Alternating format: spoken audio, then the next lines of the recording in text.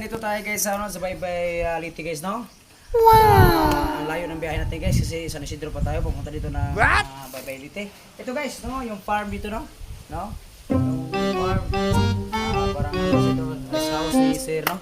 Ito guys, to. Ito guys, no, ang ganda pala dito guys, no? Dito guys, no? Oh, ito.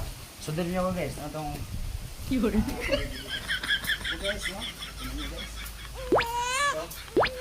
Ito guys, kasi ano, nawasan na dito guys, wala kasi kaya additional po siya ng dito po kaya guys, dito tayo maghuhukay.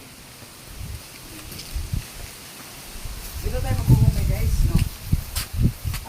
Dito tayo maghuhukay guys. Yes, tingnan mo yung palay ni Sir dito.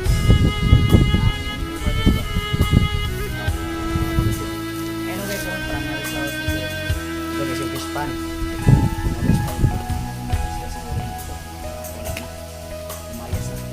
Ayan guys, yung ano yan guys, yung pwede kayo tutulog dyan.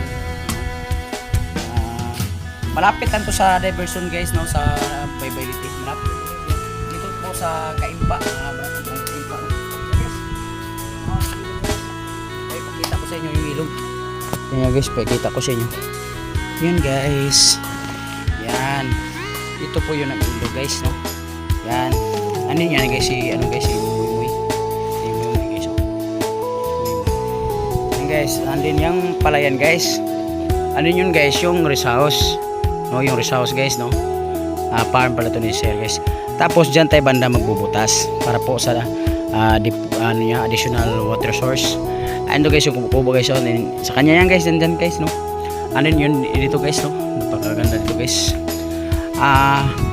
Kaya guys, abangan niyo po yung ano pag-isulatin ko sa tubig nila, no? Kasi magbubutas tayo dyan, gagawa tayo ng manual. So abangan niyo guys, no? Kita-kita kids, no? Soon matatapos na. Thank you.